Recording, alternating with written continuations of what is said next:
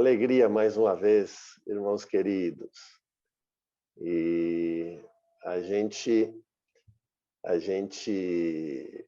quer seguir nesse tema, né?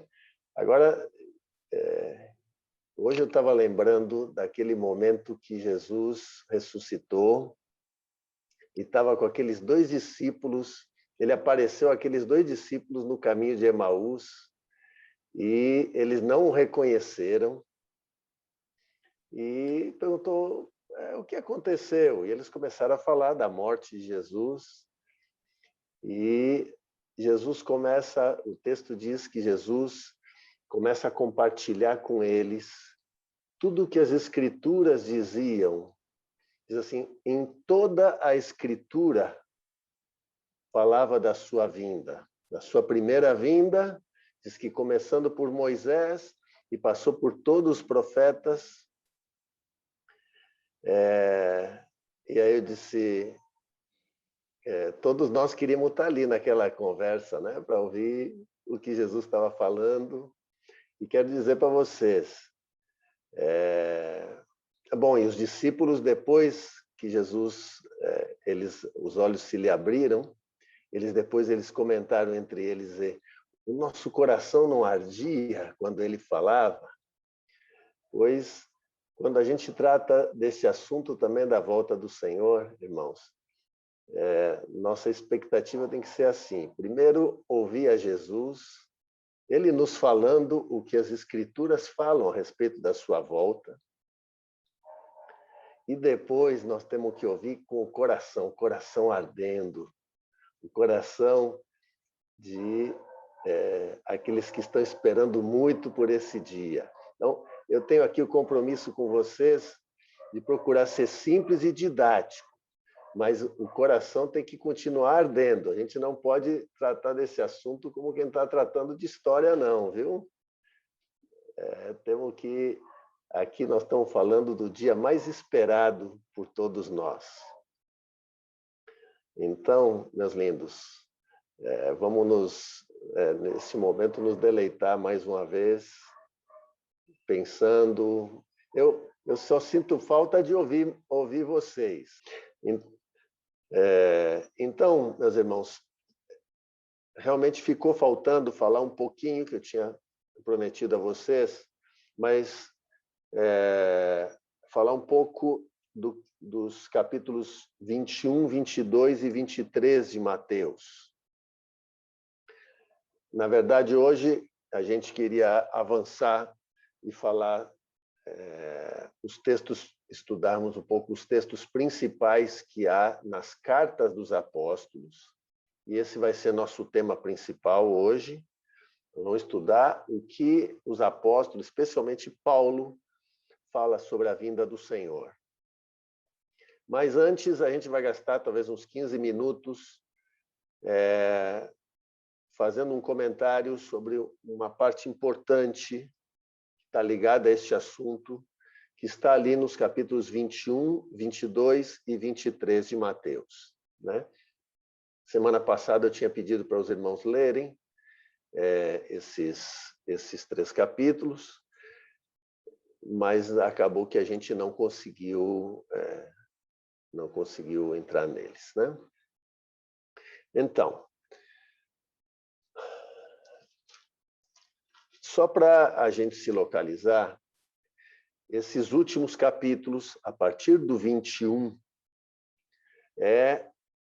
Jesus, ao longo da vida dele, do ministério dele, ele, nos 3 últimos anos de ministério, fala claramente, ele foi a Jerusalém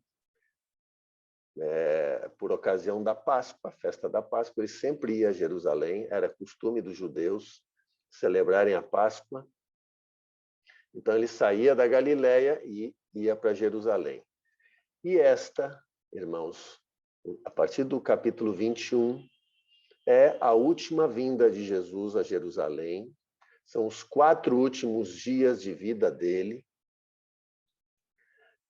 Vocês lembram que nós comentamos que Jesus morreu no primeiro mês do ano judaico, morreu no 14º dia, que era o dia que morria, que era sacrificado o cordeiro da Páscoa, e Jesus chega a Jerusalém 4 dias antes, que é justamente esse capítulo 21 de Mateus. Então, aí são acontecimentos muito importantes e palavras muito importantes. É o finzinho do ministério terreno de Jesus. Jesus ali traça e pontua fatos e verdades muito. Os últimos dias de uma pessoa, você imagina, se você sabe que você vai partir, esses 4 últimos dias, você vai fazer as coisas mais importantes e falar para as pessoas próximas e queridas aquilo que você quer que elas lembrem e ouçam. Então, assim foram esses 4 dias de Jesus. Tanto para os judeus, Jesus fala palavras muito sérias para os judeus, como para os discípulos, quando ele compartilha o capítulo 24, 25, sobre a volta dele. Então, são capítulos muito importantes, do 21 até a sua morte. Agora nós vamos comentar algo sobre esses capítulos 21, 22 e 23. O 24 a gente já começou a estudar os primeiros versículos. Agora vamos do 21 ao 23. Antes de entrar também, mais uma explicação que é importante. Acho que vocês já conhecem tudo isso. Lembremos, na época de Jesus, os judeus estavam debaixo do Império Romano, estavam dominados pelo Império Romano. E já vinham, depois de estarem dominados, como a gente viu, por outros impérios. Os babilônicos os maltrataram, destruíram, escravizaram, genocídios, morticídios. Depois vieram os persas, depois vieram os gregos, e por último vieram os romanos e os dominaram. E eles sabiam que os profetas falavam da vinda do Messias. E o Messias viria para libertá-los do domínio e estabelecer um reinado de Israel sobre as demais nações. Eles esperavam muito esse Messias. Quando Jesus apareceu, eles primeiro pensavam que ele seria ou não seria esse Messias. De início, eles não reconheceram muito. Eles esperavam o Messias vindo como rei poderoso. Aí veio um carpinteiro lá em Nazaré, fraquinho, pobrezinho. Não é este.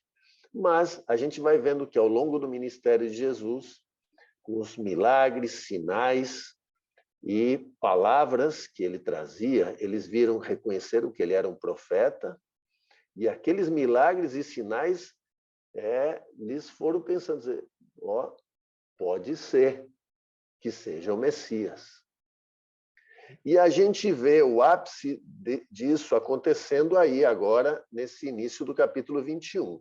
Nós, por questão de tempo, como eu só quero gastar uns 20 minutos aqui nesse tema, nós não vamos poder ler. Por isso que eu aconselho aos irmãos lerem. Mas vocês lembram que Jesus entra em Jerusalém aqui no capítulo 21. E quando ele entra em Jerusalém, o povo começa a saudá-lo e homenageá-lo muito fortemente. Colocam seus mantos e palmas no chão, e ele começa a passar por ali, e eles começam a gritar: Hosana ao filho de Davi. Essa palavra Hosana, na verdade, a gente usa às vezes como uma expressão de louvor, mas essa palavra ela significa, se traduzida, seria algo assim: ser propício a nós, nos socorre, nos salva. Então, eles começaram a pedir a Jesus que Jesus o socorresse, o salvasse. Salvasse do quê? Desse domínio, que os libertasse desse domínio romano, dessa escravidão. Então, eles já o estavam considerando como alguém que viria e poderia fazer isso.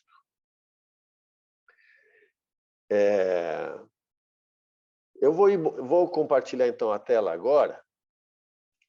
eu peço a vocês que abram a Bíblia e a gente vai dar uma folheada nesses capítulos, certo? Eu vou fazendo pequenos comentários do que vai acontecendo até a gente chegar ao fim do capítulo 23, que é o ponto que a gente quer dar destaque hoje aqui para vocês, tá? Então, peço que abram aí Mateus, capítulo 21. Eu vou compartilhar um pouquinho a tela para ir pontuando algumas coisas, tá?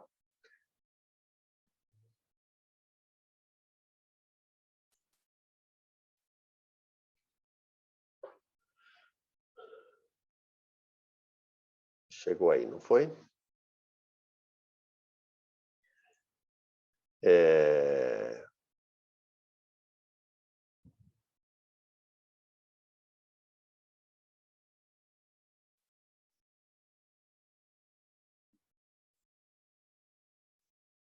Vou passar rapidinho aqui, desculpem.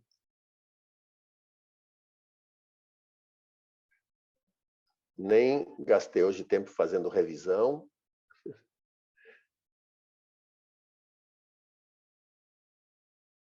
Mas está de bom tamanho. Está excelente. Pronto.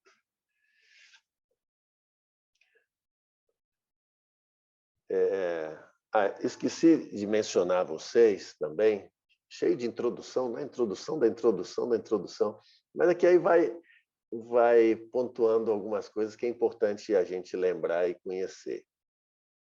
Existe por aí, é importante vocês saberem, no meio evangélico, no meio cristão, existe uma teologia, um posicionamento que é conhecido como teologia da substituição de Israel pela igreja. O que quer dizer? O que essa teologia diz? Diz que na vinda do Senhor, Israel, bom, o Senhor tinha uma aliança com Israel como povo de Deus, e essas pessoas que ensinam a teologia da substituição, eles dizem que, como Israel rejeitou ao Senhor, Israel nesse momento, foi rejeitado definitivamente como povo de Deus, e que agora a igreja substitui Israel como povo de Deus. E nesse ensino também colocam que todas as promessas que tinham sido feitas a Israel como povo de Deus, hoje essas promessas elas serão cumpridas com a igreja, e apenas com a igreja, que o Senhor desistiu de Israel. Isso é o que essa teologia da substituição ensina. Nós, irmãos, a gente vai tratar desse assunto porque é um assunto importante. Nós não cremos nisso. Segundo as Escrituras, isto não está correto. Houve, de fato, vocês vão ver, há aí uma transferência de Israel para a igreja, mas nós estamos usando a expressão transferência temporária ou substituição temporária, não definitiva, certo? E nós vamos ir estudando esse tema porque tem muito a ver com a volta do Senhor. Porque muito do que vai acontecer na volta do Senhor vai acontecer justamente porque o Senhor vai restaurar Israel. Então, a restauração de Israel é uma parte muito importante do tema da volta do Senhor. Alguns dizem até que Israel, a gente olha para Israel e a gente vê lá o relógio de Deus. Pelos acontecimentos com Israel, você vai vendo os tempos se cumprindo, certo? Então, nós vamos tratar um pouco sobre justamente essa substituição temporária, não é definitiva, certo? Então, vamos voltar aqui. Então, no capítulo 21, do 1 até o 11, então, há esta entrada de Jesus e a expectativa que o povo tinha em Jesus como Messias. Deixa eu ver aqui um negócio. Ah, tá.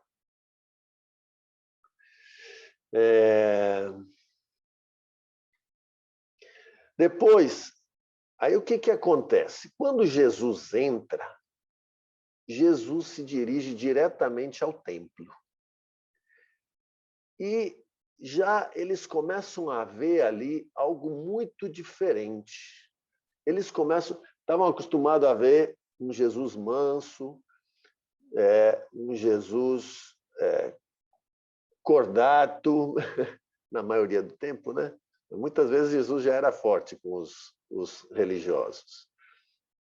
Mas viram algo muito forte agora acontecendo. Jesus entra no templo, puxa um chicote, faz um chicote. E vocês conseguem imaginar um Jesus assim? Pega um chicote, e Jesus não entrou assim. Oh, meus queridos, por favor, aqui não é um lugarzinho bom para vocês ficarem, aqui é o templo, não fiquem aqui, não.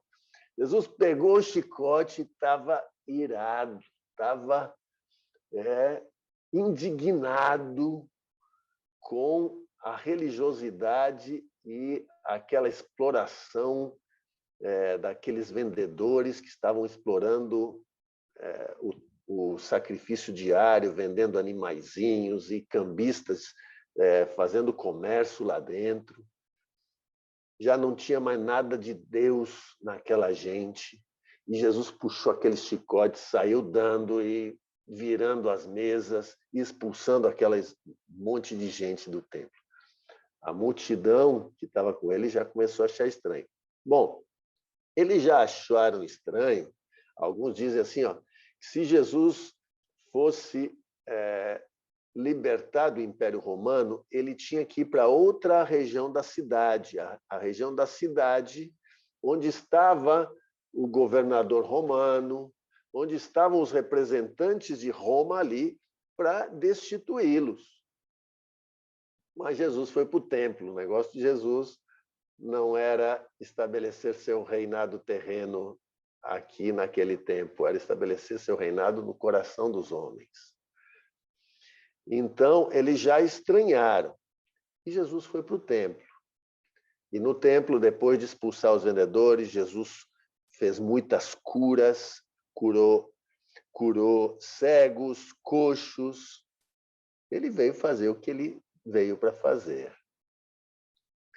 E começa já alguns atritos de Jesus com os religiosos. E eram sacerdotes, começaram a questionar ele. E aí vem questionar, dizer, vocês não estão vendo, você não está vendo aí que eles estão chamando você de Messias, dizendo Hosana, ao filho de Davi? Então, eles já questionaram Jesus nisto. Mas Jesus lhes respondeu, disse, ó, vocês não ouviram que de crianças e pequeninos o Senhor iria tirar louvor? E seguiu. Bom, e de noite ele voltou a sair de Jerusalém e foi para Betânia e dormir em Betânia. No dia seguinte ele entra na cidade e algo de novo estranho acontece. No dia seguinte, quando Jesus vem, vocês seguem lendo o capítulo, Jesus sente fome e vê uma figueira e chega perto e a figueira não tem fruto. Então Jesus fica indignado com aquela falta de fruto da figueira e diz para a figueira, nunca mais nasça fruto de ti. E a figueira seca. Vocês não acham estranho um gesto desse da parte de Jesus? Jesus vem comer da figueira, não acha fruto e fala indignado com a figueira, que não encontra fruto. Desculpa, Eric, está me aparecendo o admitir aqui a toda hora e eu estou ficando muito distraído quando aparece na minha telinha. Desculpe. Não é nada, não. Aí, agora vocês vão entender, irmãos. Jesus, quando faz isto com a figueira, Jesus, ele, na verdade, ele está ensinando algo. E vocês vão ver aqui novamente. Agora, vocês, com as parábolas que nós vamos ler, vocês vão entender o que aconteceu com a figueira. A figueira aqui, Jesus está fazendo um gesto que é uma figura de Israel. Depois vocês vão perceber isso e vocês vão entender melhor. Quem ainda não estudou, vai estudar agora. E seguem depois os escribas e fariseus questionando Jesus outra vez.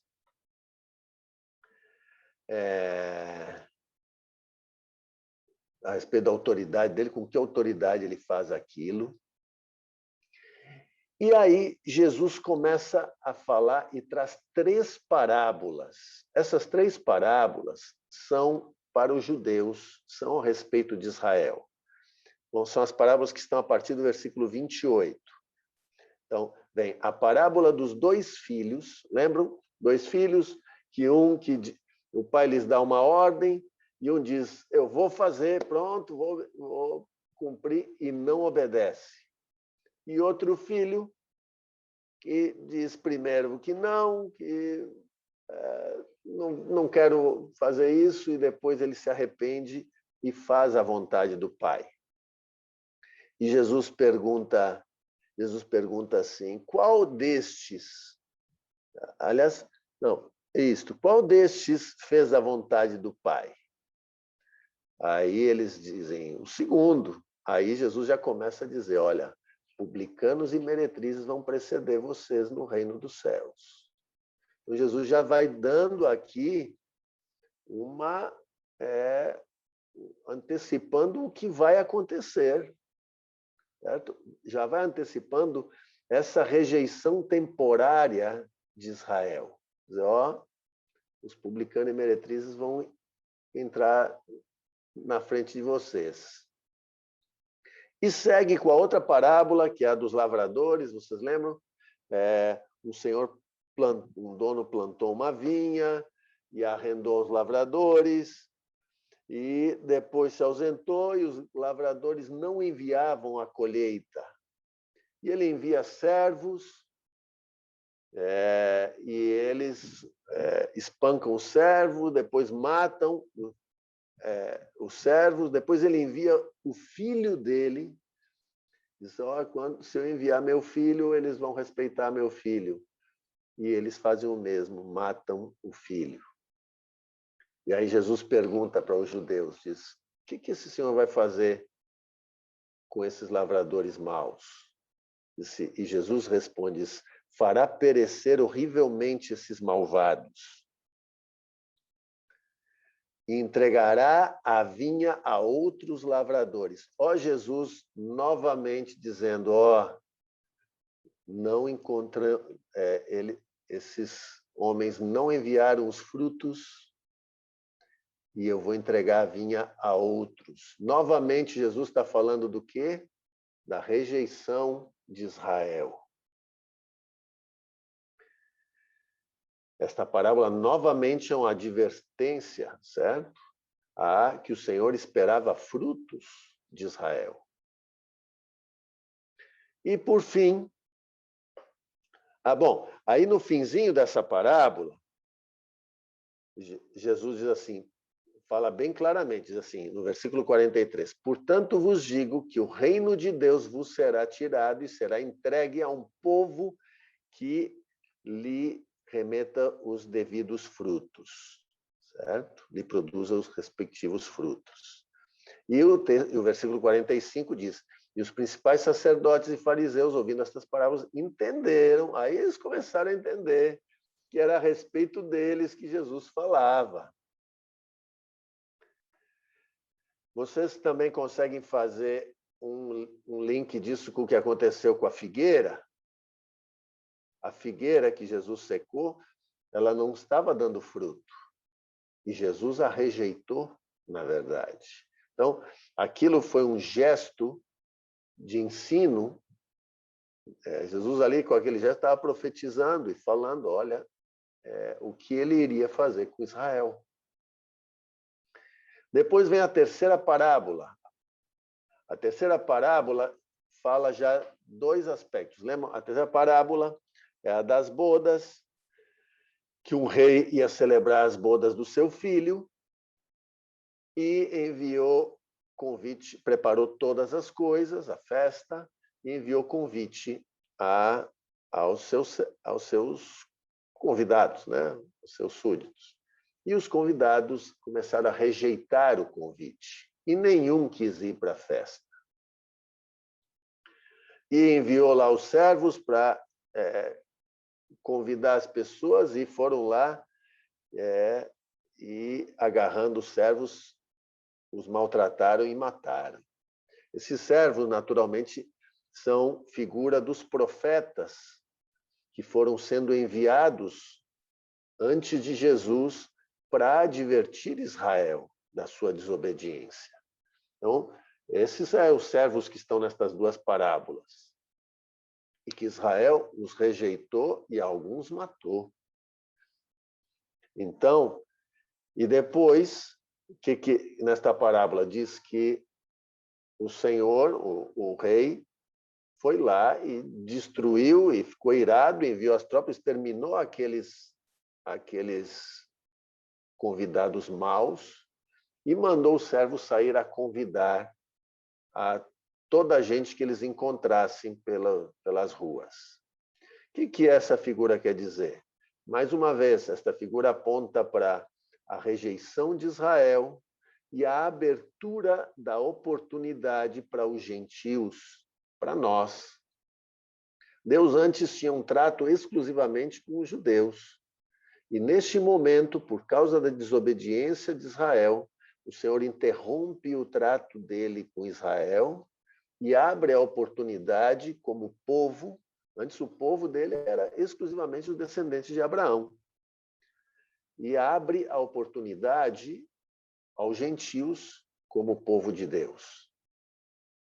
Então, os servos saem a convidar gente de todos os cantos pela rua. E foram, diz aqui, reuniram-se todos, bons e maus. Entraram para a sala do banquete.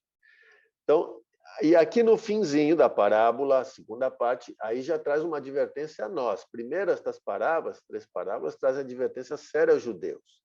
Mas no fim da parábola já fala desse novo povo.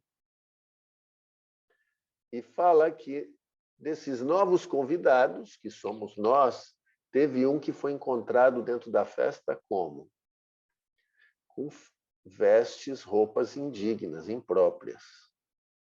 Nós não vamos ter tempo agora de falar sobre isso, mas esta também é uma advertência a nós, a respeito do nosso preparo para a volta do Senhor. Um dos aspectos, há vários aspectos desse preparo. Talvez algum desses dias a gente pode falar um pouco sobre esses aspectos do preparo. Em cada uma destas parábolas aborda um aspecto. Então, aqui está falando das vestes. As vestes dignas. Você vai lá para Apocalipse, também fala sempre de vestes brancas. Na verdade, a gente às vezes passa rápido, mas como o propósito principal de todo esse tema é o nosso preparo, é o preparo da igreja, talvez a gente meditar e aprofundar os aspectos ligados a esse preparo, tudo o que Jesus fala. Cada uma destas parábolas, depois a gente não vai ver agora, mas o capítulo 24 e o 25 trazem 3 parábolas para a igreja. Vocês já conhecem. A parábola das virgens, a parábola dos servos que maltratam os seus conservos e a parábola dos talentos. Cada uma dessas parábolas também aponta para um aspecto do nosso preparo. Nesta parábola aqui, das bodas, fala de nossa vida reta, e aponta para a santificação, que é um aspecto do preparo para a volta do Senhor. Há outros aspectos que são ligados a darmos frutos, ligados à nossa expectativa e coração e desejo e desapego aqui da terra. Há vários aspectos que essas parábolas apontam. Mas então a gente deixa para o último dia. Então vamos seguir aqui, tá? Depois, esses dias de Jesus aqui, eles continuam e Jesus se retira e depois se encontra de novo com os fariseus, e vocês vão ver que aqui seguem as reprovações de Jesus aos judeus. Então, aqui eu vou agora dar um pulo aqui, certo? Então, durante o restante deste capítulo 22, e especialmente o 23, Jesus reprova severamente a hipocrisia e a religiosidade daquela época, daquele povo. E também merece vocês um dia meditarem com calma. Mário ministrou há pouco tempo, no fim do ano passado, a respeito do nosso caráter, falou a pastores, e mencionou esses ais que Jesus traz a respeito dos religiosos e vários aspectos da hipocrisia, que aspectos denotam essa religiosidade falsa, certo? Muito, muito importante.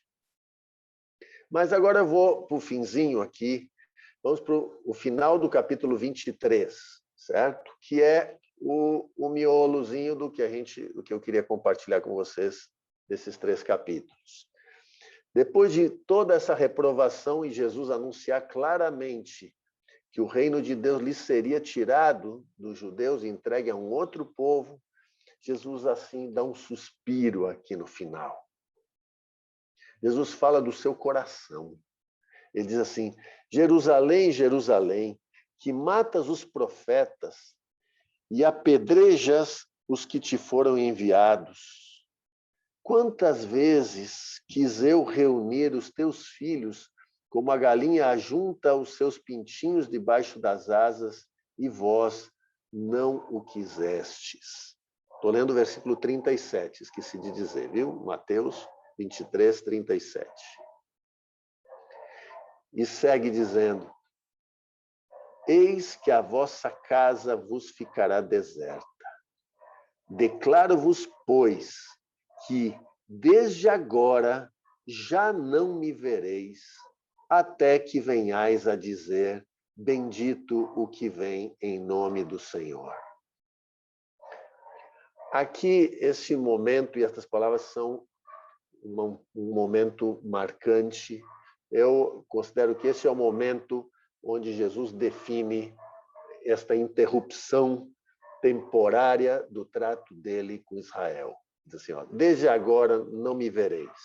Quer dizer, não vou mais tratar com vocês como povo.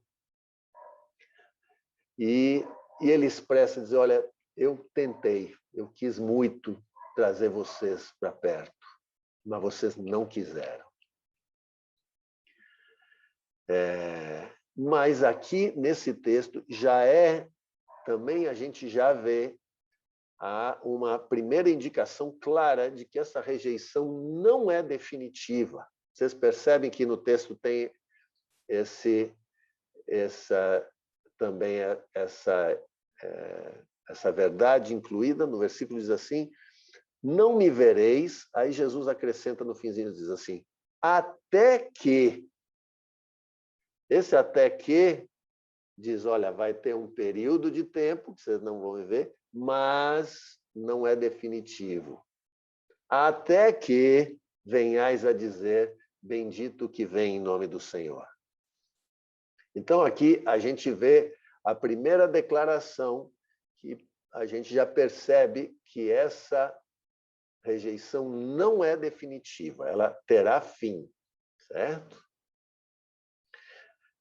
Eu, só para concluir, então, antes de a gente ir para as cartas apostólicas, eu vou dar uma passadinha aqui, só em outros textos, só para alguns que tenham alguma dúvida ainda sobre essa substituição. De novo, eu digo, se vocês pesquisarem na internet, infelizmente, talvez a maior parte do que vocês encontrarem vai falar da substituição de Israel permanente, certo? Então, só para vocês verem que está embasado em muitos aspectos das Escrituras, nos mostram que essa rejeição não é definitiva. Eu vou passar muito rápido primeiro aspecto que a gente vê aqui, ó, vocês vão ver que o pacto que Deus fez com Abraão, Jesus disse que esse pacto seria perpétuo. E Jesus não volta atrás em suas palavras. O Senhor prometeu, fez promessas a Abraão, e essas promessas o Senhor vai cumpri-las. O Senhor disse que, embora os castigaria, não desistiria deles perpetuamente. Desde o início, vocês vão ver que a Abraão, a Moisés, por meio de Moisés, Deus falou com Israel, olha, se vocês desobedecerem, vocês vão sofrer, vocês vão ser castigados. E essa é a história de Israel. O Senhor permitiu que povos dominassem sobre eles por causa da desobediência deles. Segundo motivo porque a gente crê que essa rejeição é temporária, é que o próprio Jesus a gente viu que afirmou que ela não é definitiva. Terceiro motivo, se vocês lerem Romanos, do capítulo 9 até o capítulo 11, vocês vão ver que Paulo fala aos romanos, os romanos não eram judeus. E parecia que os romanos estavam ficando assim meio orgulhosos, dizendo, não, é o seguinte, ó, os judeus rejeitaram Jesus, nós é que somos agora povo de Deus.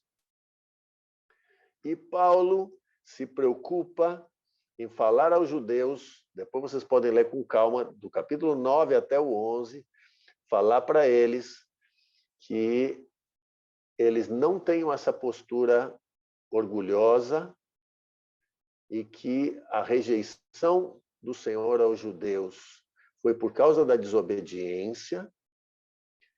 Inclusive, Paulo os adverte, ó, e se eles foram rejeitados porque desobedeceram, vocês aqui, romanos, gentios, também, o que vocês acham que aconteceria com vocês se vocês desobedecessem? Também o Senhor não vai aceitar vocês. Vai rejeitar vocês também. E depois, Paulo fala muito claramente que Israel vai ser restaurado. Eu só vou destacar aqui os versículos, o finzinho do capítulo 11, do 25 ao 27, nós vamos ler, que faz também um resumo. Paulo diz assim, porque não quero, irmãos, que ignoreis este mistério, para que não sejais presumidos em vós mesmos, para que vocês não fiquem, desculpa, usando a linguagem de hoje, vocês não fiquem se achando agora, viu? E vocês sabem que veio o endurecimento em parte a Israel até que haja entrado a plenitude dos gentios. Quer dizer, se abriu uma oportunidade aos gentios, o Senhor hoje tem o plano de salvar muitos gentios, e nós estamos vivendo, irmãos, graças ao Senhor, então, entrou esse tempo, essa oportunidade para a gente. Nós estamos vivendo esse momento da oportunidade para a gente. Mas diz assim, isto vai durar até que haja entrado a plenitude dos gentios, que se complete esse tempo de oportunidade para os gentios. E aí diz assim, e assim todo Israel será salvo, como está escrito, virá de Sião o libertador e apartará de Jacó as impiedades. Então, é mais uma promessa do Senhor a Israel. Aqui fala muito claro. Jacó é o pai dos judeus também, Abraão, Isaque e Jacó. As 12 tribos vêm de Jacó. Apartará de Jacó, quer dizer, apartará de Israel as impiedades. Quando o Senhor vier, virá de Sião o libertador e apartará de Israel. E diz assim, esta é a minha aliança com eles. Quer dizer, eu fiz um pacto com eles. Quando eu tirar os seus pecados. Vocês lembram que nós, quando estudamos Daniel, a profecia das 70 semanas, no fim diz assim, 70 semanas estão determinadas sobre o teu povo, e depois da 70ª semana, o que ia acontecer? Ia fazer cessar a transgressão, ia perdoar as iniquidades, e o ungido viria. Então, vocês vão ver que vários dos profetas mencionam essa redenção de Israel. Não dá tempo agora, mas anotem aí o texto de Zacarias 12, versículo 10, é um texto muito belo. Diz assim: até quantos o traspassaram o verão e chorarão como quem pranteia um primogênito. Isto quer dizer, os judeus em massa vão se arrepender, seus olhos vão se abrir. Eles vão reconhecer a Jesus e vão se converter ao Senhor, próximo à vinda dele. Não vai dar tempo. Esse assunto da volta do Senhor, a gente ia passar o ano inteiro, viu, Eric? Mas há muitas promessas sobre o milênio. O milênio é um reinado de Jesus a partir de Israel. E cumprindo todas essas promessas que ele tinha feito aos judeus. Você ia dizer algo, Eric? Não, é só para você ficar bem tranquilo, tá? A gente já tem garantido mais um encontro para os arremates, tá certo? E eu peço a você que, quando for entrar agora na parte do ensino apostólico, que não corra, que faça tranquilo. Se for o caso, a gente até diminui a quantidade de perguntas, mas é bom que a gente tenha toda ao ensino. Me perdi de novo, não foi? Já são 10h50. Esse relógio, viu? Bom, pelo menos a vantagem é que, se o tempo anda rápido, se aproxima mais rápido a volta do Senhor, né? Que ande rápido esse relógio, então. Bom, então nós vamos agora... Se vocês Já mandaram aqui uma mensagem no chat, diz assim, por mim ficava aqui o dia todo. Eita! Esse está com fome, viu?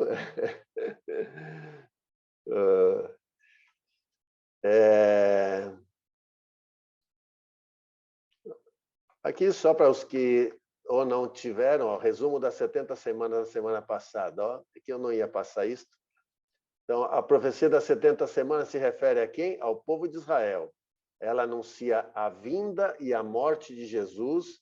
Lembram? Depois da 69ª semana, será morto ungido. E na 70ª semana fala da vinda do anticristo. E no final fala da restauração de Israel e do início do reinado de Jesus. A gente mostrou o que eram as 70 semanas, que são 490 anos, que as semanas se iniciam quando? A partir da ordem para restaurar Jerusalém. Nós vimos que aqueles reis persas deram ordens para restaurar Jerusalém. E depois que vimos que depois da 69ª semana, o ungido seria morto. Como Daniel profetizou, 500 anos antes, profetizou a vinda de Jesus e que ele já seria morto.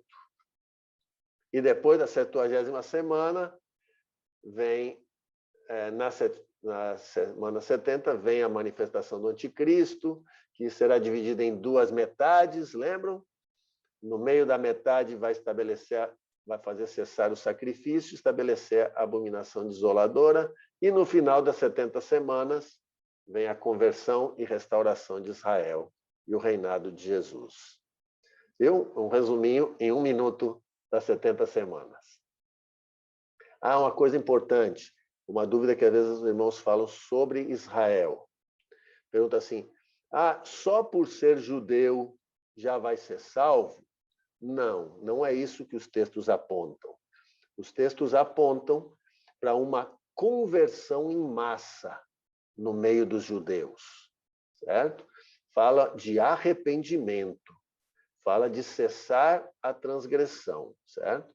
Então, mas parece um sopro do Espírito Santo sobre aquele povo, onde vai vir um quebrantamento e seus olhos vão enxergar, vão se arrepender e reconhecer a Jesus. tá bem? Uma conversão mesmo. Bom, agora vamos então para o ensino nas cartas apostólicas. Ó, eu estou botando sempre essa espinha dorsal do ensino de Jesus, porque a gente prometeu que a forma correta de estudar este assunto é a gente tomar o que está claro no ensino de Jesus. Lembram lá a catequesezinha, os 6 momentos em Mateus 24, ainda não é o fim, princípio das dores, grande tribulação, o sol escurece, os poderes do céu são abalados, o sinal do Filho do Homem e a reunião dos escolhidos, o arrebatamento. Essa é a parte que eu mais gosto. E aí a gente falou que a gente iria encaixar o restante do ensino nas Escrituras nessa espinha dorsal, para a gente não se enganar na interpretação. Então, as cartas apostólicas agora têm 2 coisas. Uma, elas também são claras, não precisa interpretação, certo? É igual ao ensino de Jesus. Vocês viram que no ensino de Jesus a gente não interpretou nada. Já em Daniel, já exigiu alguma interpretação. Só que a gente interpretou Daniel à luz do que a gente já tinha no ensino de Jesus. Eu não encaixei Daniel e deixei solto. Nós encaixamos em que Jesus falou no Abominável da Desolação. Agora nós vamos pegar as cartas. Elas também, irmãos queridos, elas também não têm figuras. Paulo não fala por figuras a respeito da vinda do Senhor. Ele fala explicitamente o que vai acontecer. Então, agora, Paulo não faz assim um ensino cronológico bem sequenciado como Jesus fez em Mateus 24. Então, nós vamos ir pegando o que a gente encontra nas cartas de Paulo e nós vamos encaixar no ensino de Jesus. Tá bem? Então, a primeira coisa que a gente vai ler do ensino de Paulo está nós vamos ler em 2 Timóteo, capítulo 3, certo? Vamos ler do versículo 1 até o 5. 2 Timóteo 3, do 1 ao 5. Por que nós vamos começar aí? Porque já começa a falar de tempos difíceis que a gente percebe que a gente já está vivendo. Qualquer um que lê esse texto percebe que já são sinais que já estão acontecendo. Então, eu ponho esse texto mais ou menos encaixado com esse primeiro momento de Jesus, do ainda não é o fim. E já no princípio das dores, quando começa a falar de multiplicação da iniquidade, de homens, o esfriamento do amor, que Jesus fala. Então, a gente pode encaixar muito bem essa descrição que Paulo fala aqui em 1 Timóteo. Vamos ler? 2 Timóteo, perdão. Você quer ler para mim os textos, Eric? Lerei. Então. Vamos lá. 2 Timóteo 3, de 1 a 5. Sabe, porém, isto, nos últimos dias sobrevirão tempos difíceis, pois os homens serão egoístas, avarentos, jactanciosos, arrogantes, blasfemadores, desobedientes aos pais, ingratos, irreverentes, desafeiçoados, implacáveis, caluniadores, sem domínio de si, cruéis, inimigos do bem, traidores, atrevidos, enfatuados, mais amigos dos prazeres que amigos de Deus, tendo forma de piedade, negando-lhe, entretanto, o poder. Foge também destes. Que quadro, hein, irmãos? Longa lista de marcas terríveis e que a gente já está vendo acontecer, certo? Não vou discorrer toda a lista, vou destacar alguns, passando rápido a lista. Ó. Egoístas.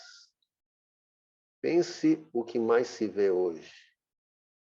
As pessoas cada vez pensando somente em si mesmos. Avarentos. Avarento é centrado no dinheiro. Amor ao dinheiro. Então, cada vez as pessoas querendo correr mais atrás de ganhar dinheiro, de suas carreiras, de seus interesses terrenos materiais. Jactanciosos. Jactância é você falar bem de si mesmo. O que as pessoas mais fazem, contar vantagem, e cada um ostentando sua própria vaidade e virtudes. Arrogante. Arrogância é próxima à jactância, mas está mais ligada a você se colocar como maior do que os outros, superior aos outros. Entra como um pouco com soberba. É isso mesmo. E é o que a gente vê hoje. As pessoas estão assim, se vocês perceberem no quadro da sociedade, e ainda são incentivadas a não serem humildes. Não se abaixe muito, não. Blasfemadores, desobedientes aos pais. Irmãos, hoje, filhos obedientes são uma raridade. Há um incentivo na sociedade aos filhos serem desobedientes, questionadores, como se isso fosse sinal de personalidade. Ingratos. Pense, inclusive, ingratos a Deus, não reconhecendo todo o favor e misericórdia do Senhor, ingratos uns aos outros, novamente filhos, na verdade, os filhos, por muitos anos de sua vida, devem tudo aos seus pais, senão nem sobreviveriam. E depois dão aqueles peitaços e desrespeitos aos pais. Irreverentes, falta de respeito para com tudo. Desafeiçoados, falta de afeição, de empatia, de amor. Frieza. Hoje esse é o ambiente, frieza. E nós estamos vendo isso avançando a passos larguíssimos. Implacáveis, implacável é irredutível, duro, caluniadores, sem domínio de si, o que a gente vê mais um incentivo amplo a você se entregar às paixões terrenas sem domínio, à comilança, à bebedice, à impureza sexual, sem domínio de si, cruéis, malvados, inimigos do bem, traidores, atrevidos, enfatuados. Enfatuado é cheio de si mesmo, mais uma vez, está muito ligado a esses temas que já estavam ali em cima. E mais amigos dos prazeres que amigos de Deus. Hoje, esse daqui talvez seja a descrição mais forte. A busca pelo lazer e pelo prazer antes da busca de Deus. Há uma febre de você buscar o tempo todo sentir prazer e não fazer nada, inclusive, que te cause desprazer. Então, esse é o quadro já de hoje.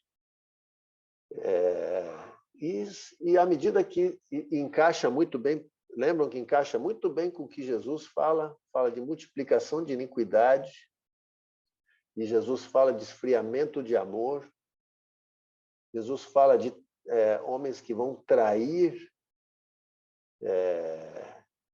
até a seus pais. Então, este é um primeiro comentário sobre o ensino apostólico, como ele vai complementando e enriquecendo o ensino de Jesus. Agora nós vamos partir para um segundo texto, que é um texto-chave muito importante que desfaz mais um engano sério. 2 Tessalonicenses 2, de 1 a 4. Esse eu, inclusive, pedi a Eric que lesse, mas eu pediria aos irmãos que abrissem a Bíblia, até porque a gente depois pode... o texto ele continua, na verdade, nós não vamos ler agora, mas a gente vai fazer alguns comentários sobre o restante do texto. 2 Tessalonicenses 2. Irmãos, no que diz respeito à vinda do nosso Senhor Jesus Cristo e à nossa reunião com Ele, nós vos exortamos a que não vos demovais de vossa mente com facilidade, nem vos perturbeis, quer por espírito, quer por palavra, quer por epístola, como se procedesse de nós, supondo tenha chegado o dia do Senhor. Ninguém de nenhum modo vos engane, porque isto não acontecerá sem que primeiro venha a apostasia e seja revelado o homem da iniquidade, o filho da perdição, o qual se opõe e se levanta contra tudo que se chama Deus ou é objeto de culto, a ponto de assentar-se no santuário de Deus, ostentando-se como se fosse o próprio Deus. Amém. Esse texto ele é muito importante. De novo eu digo, por quê? Porque Paulo não usa de figuras e Paulo vai localizar a vinda do Senhor, nossa união com Ele e a manifestação do anticristo. Então, ele localiza estas coisas para a gente, certo? Se vocês repararem, ele começa dizendo que ninguém demova vocês, a ideia de vocês, da mente de vocês, nem por palavra, nem por epístola, nem por nada. Parece que, por essa frase, parece que já tinha gente por lá inventando coisas a esse respeito, certo? Ou antecipando a vinda do Senhor, dizendo, vai acontecer antes e tal, alguma coisa assim. E Paulo, ele vai tratar disso aqui. Como é que a gente vai... quem teve alguma dificuldade de interpretar esse versículo, esse texto, nós vamos ajudar aqui. Então, Paulo começa bem claramente dizendo a respeito do que ele vai falar. Começa assim, com respeito à vinda do Senhor e nossa união com Ele. Então, o texto começa falando de quê? Vinda do Senhor e do arrebatamento, certo?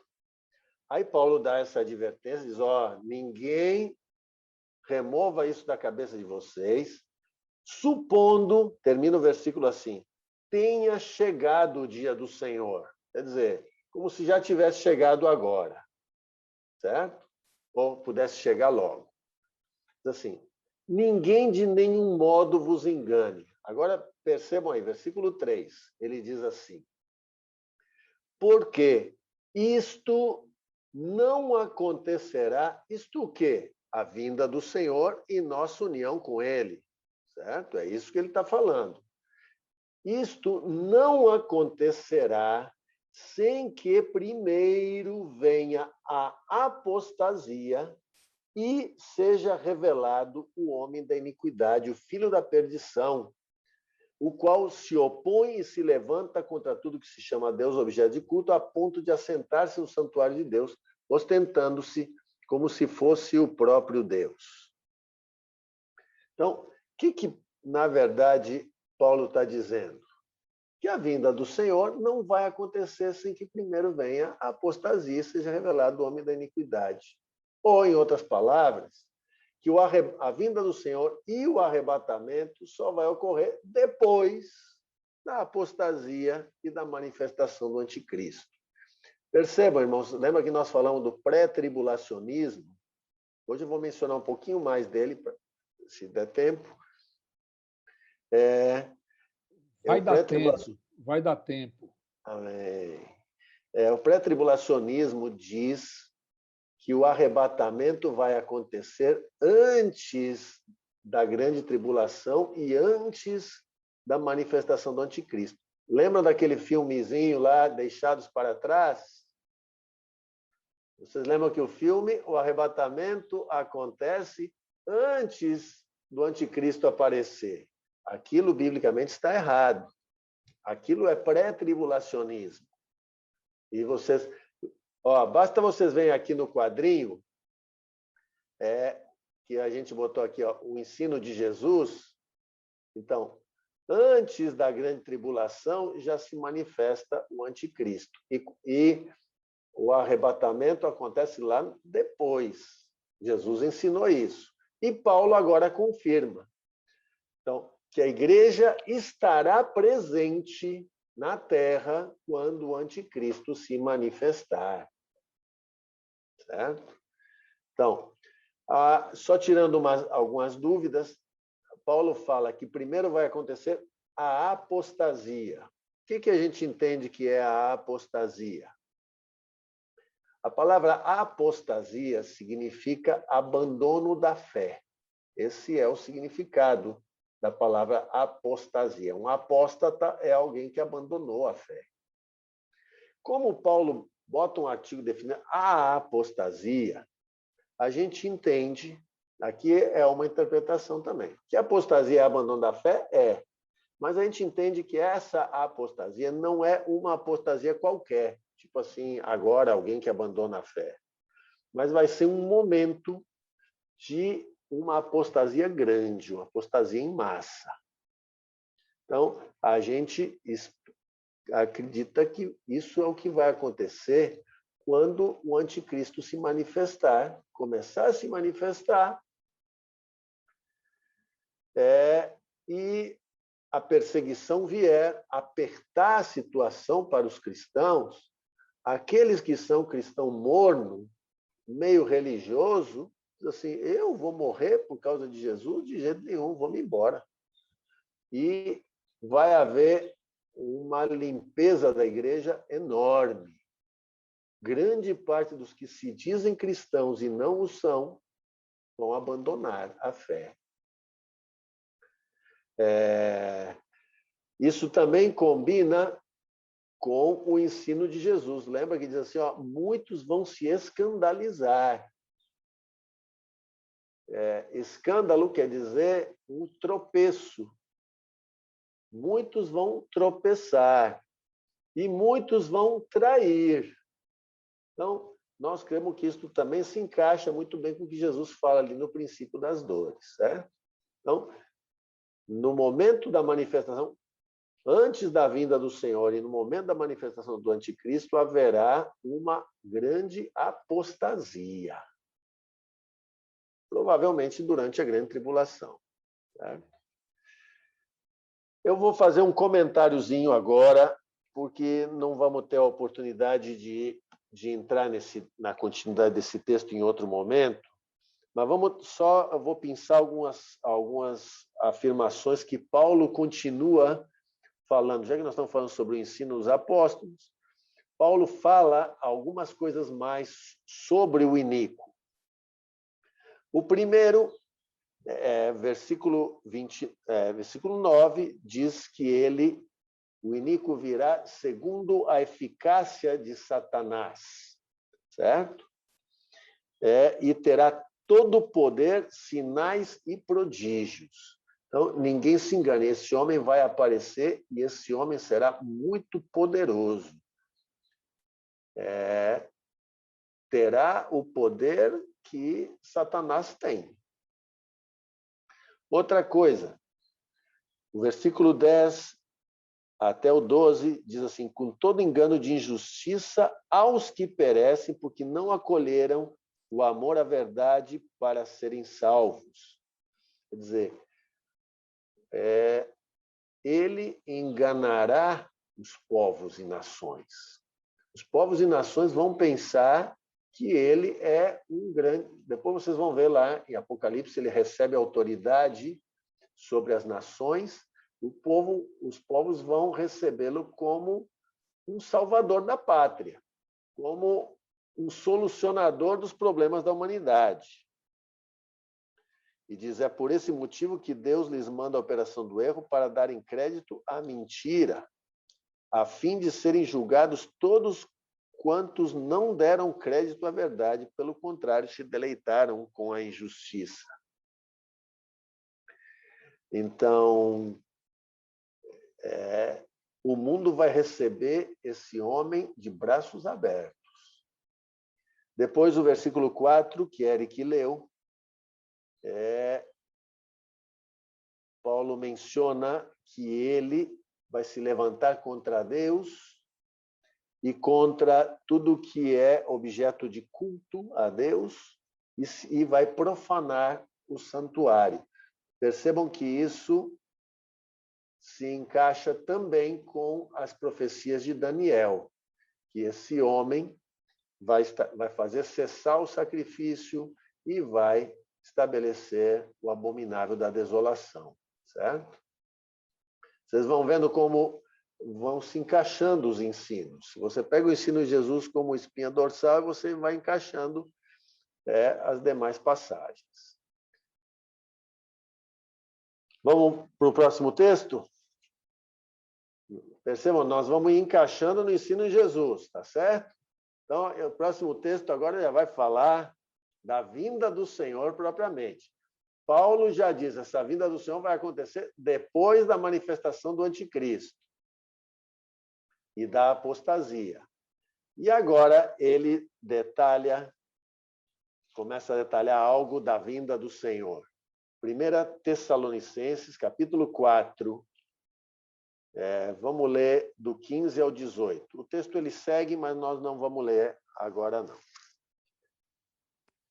Ora, ainda vos declaramos, por palavra do Senhor, isto: nós, os vivos, os que ficarmos até a vinda do Senhor, de modo algum precederemos os que dormem, porquanto o Senhor mesmo, dada a sua palavra de ordem, ouvida a voz do arcanjo e ressoada a trombeta de Deus, descerá dos céus, e os mortos em Cristo ressuscitarão primeiro. Depois, nós, os vivos, os que ficarmos, seremos arrebatados juntamente com eles entre nuvens para o encontro do Senhor nos ares, e assim estaremos para sempre com o Senhor. Consolai-vos, pois, uns aos outros com estas palavras. Ei! Aleluia! Irmãos, tem um irmão que diz assim, que este vai ser o dia mais barulhento da história. Vocês imaginem todos os santos da terra toda, da história, ressuscitando. E nós, os vivos, indo ao encontro do Senhor. Alguém aqui vai ficar calado sem gritar? Vamos ser milhões gritando ao mesmo tempo ao encontro do Senhor, celebrando esta vinda dele. Que dia vai ser esse, hein? Quando vamos ver com estes olhos, com os olhos quer dizer novos, porque vamos ter um novo corpo, vamos ver face a face nosso Jesus e encontrá-lo lá. E sabendo que já vai estar próximo dele estabelecer seu reinado, trazer justiça sobre a terra, vai ter acabado o pecado. Eita, você vai ter um corpo novinho, igual ao dele. Que é isso? Bom, vamos destrinchar um pouquinho esse texto. Como é que Paulo diz que vai acontecer isso aqui? Ele já começa dizendo assim, olha, nós, os vivos, não vamos preceder os que já morreram, certo? Porque, se vocês leem no contexto, aqui a gente, por questão de tempo, não leu, mas tinha alguma conversa de que, coitado dos que já morreram, não vão encontrar o Senhor e tal. Tinha uma conversa assim, Paulo diz, não. Os que já morreram vão ressuscitar primeiro, inclusive, do que nós, que estivermos vivos. Mas nós também não vamos ficar fora da festa, não. eles vão ressuscitar, vão receber novos corpos. Certo? Então, diz assim, como é que a coisa vai acontecer? A coisa vai acontecer assim, primeiro lá no céu, certo? O Senhor vai dar sua palavra de ordem, no versículo 16. Aí vem a voz do arcanjo e toca a trombeta. Tá, tá, tá, chegou o grande dia. É agora. E aí diz assim, o Senhor mesmo descerá do céu. Ele vai vir. Então, isto coincide com o sinal do Filho do Homem, que aparecerá no céu. E diz assim, e os mortos em Cristo ressuscitam primeiro, e depois nós vamos ler algo mais sobre a ressurreição. E depois os vivos vamos ser arrebatados. No outro texto você vai ver, nós vamos ser transformados. E vamos encontrar o Senhor nas nuvens. Nesse momento, Jesus não vem imediatamente até a terra. Nós vamos ao encontro dele. Aleluia! Vamos ler o próximo texto? Acrescenta mais alguns detalhes o próximo texto. Capítulo 1 Coríntios, capítulo 15. O capítulo todo fala da ressurreição. Nós vamos ler só esses últimos versículos, do 51 ao 55. 1 Coríntios 15, 51. Eis que vos digo um mistério. Nem todos dormiremos, mas transformados seremos todos. Num momento, num abrir e fechar de olhos, ao ressoar da última trombeta. A trombeta soará, os mortos ressuscitarão incorruptíveis e nós seremos transformados. Porque é necessário que este corpo corruptível se revista da incorruptibilidade e que o corpo mortal se revista da imortalidade. E quando este corpo corruptível se revestir de incorruptibilidade e o que é mortal se revestir de imortalidade, então se cumprirá a palavra que está escrita: tragada foi a morte pela vitória. Onde está, ó morte, a tua vitória? Onde está, ó morte, o teu aguilhão? Aleluia! Eita, alguém consegue ficar sem se entusiasmar com Já esses me textos? arrepiei todinho aqui agora, só lendo esses textos, vontade até de chorar. Aleluia! E é assim mesmo, é assim mesmo. Que nos deleitemos, irmãos. Depois vocês, com calma, leiam novamente todos esses textos, esse capítulo todo. Isto fala do momento que mais desejamos. E, como eu já disse outras vezes, o momento que Jesus mais deseja também. Nosso encontro com Ele. O texto novamente diz que haverá um ressoar da última trombeta. E quando isto acontecer, os mortos em Cristo ressuscitarão incorruptíveis, e nós, os vivos, seremos transformados, receberemos novos corpos. Aí, Paulo fala, entre mais detalhes, sobre esses corpos. Vamos receber corpos que, na verdade, vai se cumprir, irmãos, a nossa redenção, certo? Vocês lembram quando a gente fala sobre a vida em Cristo? A gente fala que a salvação, primeiro nós fomos salvos da condenação do pecado, fomos lavados pelo sangue de Jesus e recebemos perdão. Só que o pecado habita em nosso corpo. Então, depois nós recebemos libertação do poder do pecado. Quando Jesus vem viver em nós, e ele não só nos traz o perdão, mas ele vive em nós e nos dá poder sobre o pecado. Mas o pecado ainda habita nesse corpo. E esse dia, nós vamos ser libertados da presença do pecado em nosso corpo. Vamos receber um corpo novo, novinho. Um corpo sem pecado. Um corpo semelhante ao de Jesus. Eu botei mais 2 textos aqui. 1 João 3, versículo 2, lembra que agora somos filhos de Deus e ainda não se manifestou o que haveremos de ser. Sabemos que quando ele se manifestar, seremos semelhantes a ele, porque haveremos de vê-lo como ele é.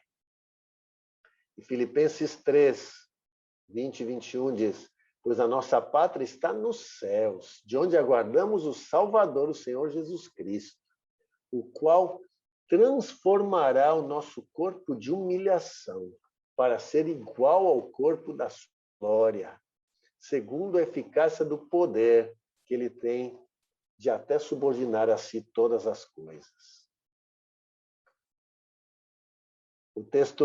O texto diz assim, que nós lemos agora, e quando esse corpo corruptível se revestir da incorruptibilidade, e o que é mortal se revestir da imortalidade, então se cumprirá a palavra que está escrita, tragada foi a morte pela vitória. Vitória de quem? De Jesus. Nosso corpo será, primeiro, os textos dizem, semelhante ao corpo de Jesus, o corpo glorificado de Jesus. Vai ser um corpo incorruptível, sem pecado, sem doenças. Não vamos ficar velho, não vamos ficar doente. Nosso corpo será imortal. Paulo diz, se revestirá da imortalidade. Nosso corpo será glorioso. Amém? Que alegria, que esperança. Então, esses textos, irmãos, vão acrescentando detalhes ao ensino de Jesus. Jesus só fala que ele vai reunir os escolhidos. E Paulo já nos conta um pouquinho mais em detalhe como vai ser essa nossa reunião com ele. Agora, por fim, há mais aspectos que fala nas cartas apostólicas, inclusive eu não botei aqui, mas fala do juízo de Deus, que nós também vamos comparecer no tribunal de Cristo. Mas não vai dar tempo para falar hoje. Eu só vou mencionar que no texto que nós lemos antes, em 2 Tessalonicenses 2, lembra que Paulo diz assim, fala algo que Jesus não fala. Mas ele diz que quando Jesus vier, antes de Jesus vir, vai ser revelado o iníquo, e diz assim, a quem o Senhor Jesus matará com o sopro da sua boca e o destruirá pela manifestação da sua vinda. Então, Paulo já começa a nos dar aqui o anúncio de quando o iníquo vai ser destruído. O iníquo vai ser destruído na vinda do Senhor também.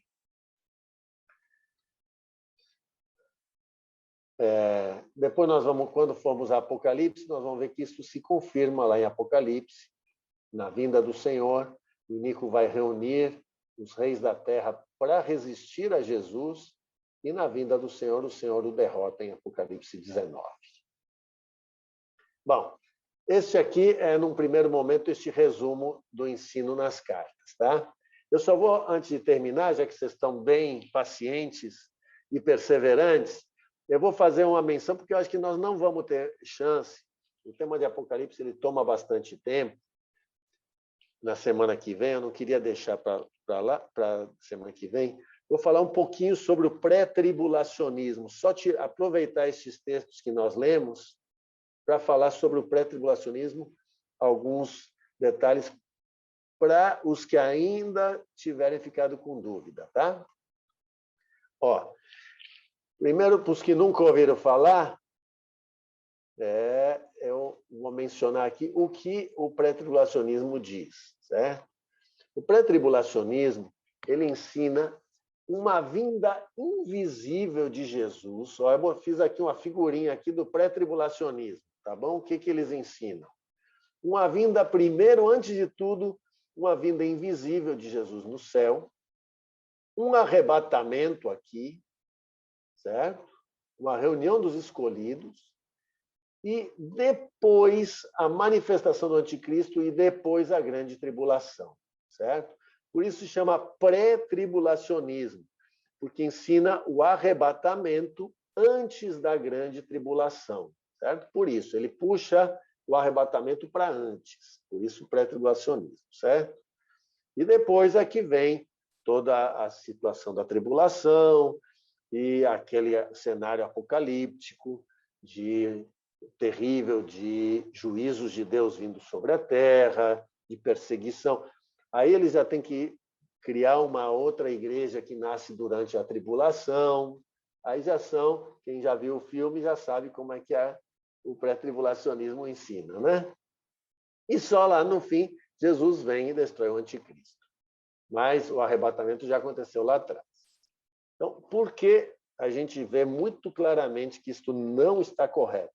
Ó, falo com carinho, pode ser que vocês conheçam, e nós conhecemos irmãos muito sérios, fiéis ao Senhor, que creem no pré-tribulacionismo. Então, a gente fala com muito respeito a esses irmãos, certo?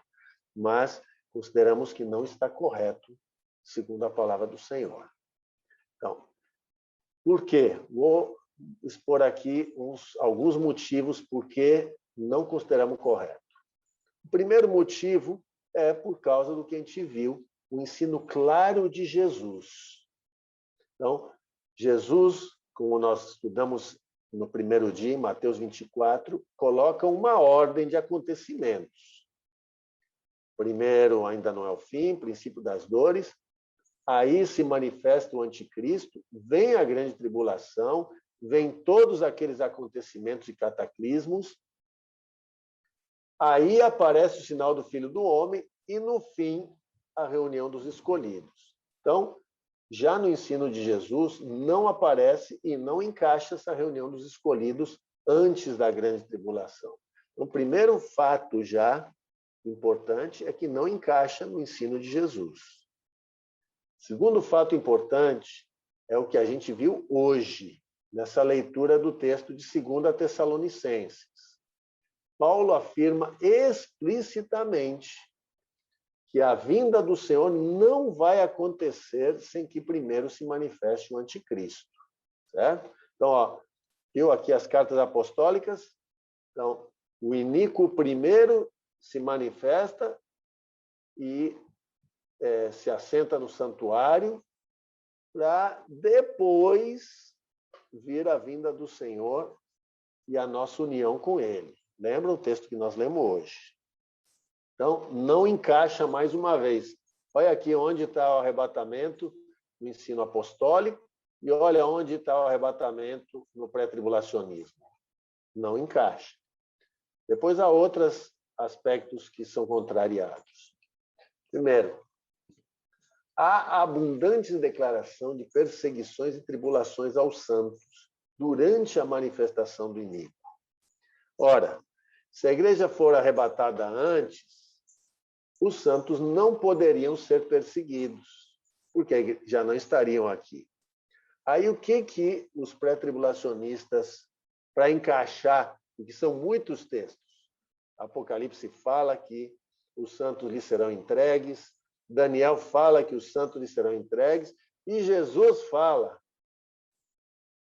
Apocalipse fala dos que morreram durante a grande tribulação, Apocalipse 7, e Jesus fala que seremos atribulados depois do abominável da desolação.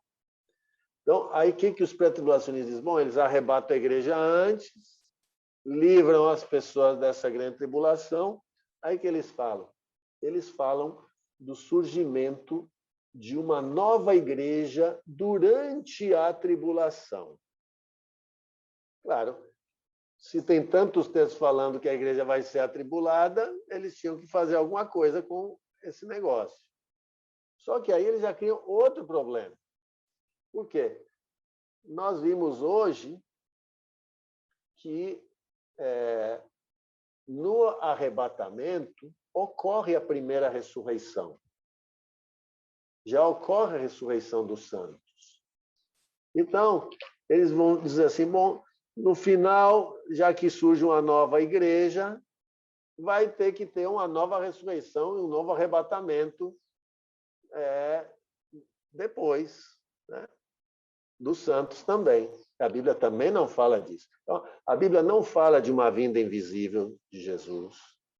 A Bíblia não fala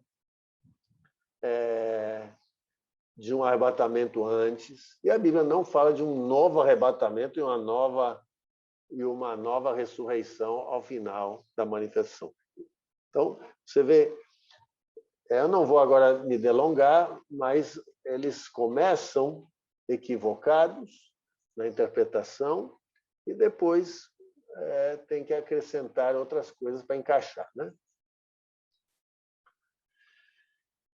Então, esse aí foi o ponto 4 que eu mencionei, a criação de ter que ter uma nova ressurreição. Depois, um esclarecimento. Às vezes, o que acontece com os pré-tribulacionistas é porque eles tomam alguns textos que falam que a igreja, e nós vamos ler alguns textos desses em outra ocasião, que a igreja vai ser guardada da ira de Deus. Então, eles dizem, olha, se a igreja vai ser guardada da ira de Deus, a igreja tem que ser tirada antes que venham aqueles juízos. Só que eles estão confundindo que a tribulação não é a mesma coisa de ira de Deus. São coisas diferentes. A tribulação, ela vem do anticristo contra a igreja, do anticristo e dos povos contra a igreja e contra Israel.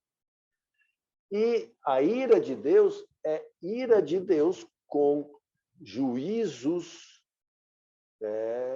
sobrenaturais e da natureza vinda sobre os povos, não é sobre a igreja. Então, são coisas diferentes. Aí eles usam um argumento dizendo, não, tem que tirar a igreja, porque a igreja não pode estar aqui debaixo do juízo de Deus. Então, a igreja realmente, a igreja não vai sofrer os juízos de Deus. Mas a igreja vai sofrer, sim, a tribulação que vem dos homens. Tá bom? E aqui um último comentário sobre o perigo do pré-tribulacionismo. Como os pré-tribulacionistas esperam ser arrebatados antes da manifestação do anticristo, o que vai acontecer? Quando o anticristo se manifestar, eles vão dizer, não, não é esse homem, não. Por quê? Porque se fosse ele, eu já teria sido arrebatado antes. Então, se eu não fui arrebatado, o homem não é esse. Esse aí deve ser só um governante muito joia que apareceu aí para resolver os problemas da humanidade. Então, vai haver uma confusão em quem crê que vai ser arrebatado antes. Quando vê aparecendo o iníquo, vê aparecendo, o Senhor não vai reconhecer ele. Então, além disso, vão ficar os que, no fim, olhar e dizer, é mesmo o anticristo, vão ficar confusos, decepcionados, dizer, e agora? Então, a palavra do Senhor furou toda, porque o anticristo se manifestou e eu ainda estou aqui. Olha a confusão. E, por fim, quando vier sofrimento e perseguição, vão estar despreparados para enfrentar com fé, com ânimo e expectativa da sua redenção, enfrentar todo esse sofrimento. Então, é sério esse assunto, é um engano sério e fácil de enxergar que não está correto, né? Depois vocês vão vendo que, à medida que os textos vão se encaixando, vai ficando mais claro ainda. Tá bom? Então, era isso. Já sabemos o fim da história, como é que vai acabar. O fim da história vai acabar, que Jesus vem, e nos leva com ele. Ó, você entrar numa guerra sem saber o fim da história é um negócio duro. Você vai passar por sofrimentos e não sabe como é que a coisa vai terminar. Mas se você já sabe o fim da história, aí você entra com ânimo, entra com fé. Nós já sabemos o fim dessa história. O anticristo não vai ser vitorioso. Quem vai ser vitorioso é o nosso Senhor. Amém? Ei, aleluia! Aleluia! Rapaz, esse assunto me deixa assim, francamente emocionado, meu coração borbulha, me arrepio todo quando eu vejo essas coisas, vontade de chorar diante do Senhor. E uma coisa, B, que veio forte ao meu coração é que, de fato, quanta responsabilidade está vindo sobre nós, porque o Senhor, de fato, não nos tem permitido ser pegos de surpresa. O Senhor tem trazido com clareza detalhes da sua vinda, por mais que a gente não saiba o dia, a hora, o momento exato, tudo, mas o Senhor trouxe para a igreja sinais claros, efetivos da sua vinda e, e nos mostra o quanto ele nos ama, porque ele não nos deixou enganados. Pelo contrário, ele alerta: não vos enganeis. Ele não nos deixou confundidos. Ele disse: vai ser desse jeito. Olha, quando vocês virem isso acontecer, e isso acontecer, e o Senhor nos está preparando para isso. E como eu fico assim feliz de saber que a gente está investindo tempo em falar sobre essas coisas e com tanta simplicidade, com tanta clareza e com tanta graça, e como o Senhor realmente nos proporciona a gente não ser pegos de surpresa. Então, como é importante vigiar, como é importante entender a responsabilidade que está sobre nós, como é importante a gente entender que não temos um bilhete de garantia, como é importante a gente estar cuidando da nossa santidade dia após dia, para que quando o Senhor chegue e venha nos buscar, ele nos encontre santos, puros, perfeitos, porque a palavra fala: aquele que perseverar até ao fim, esse será salvo.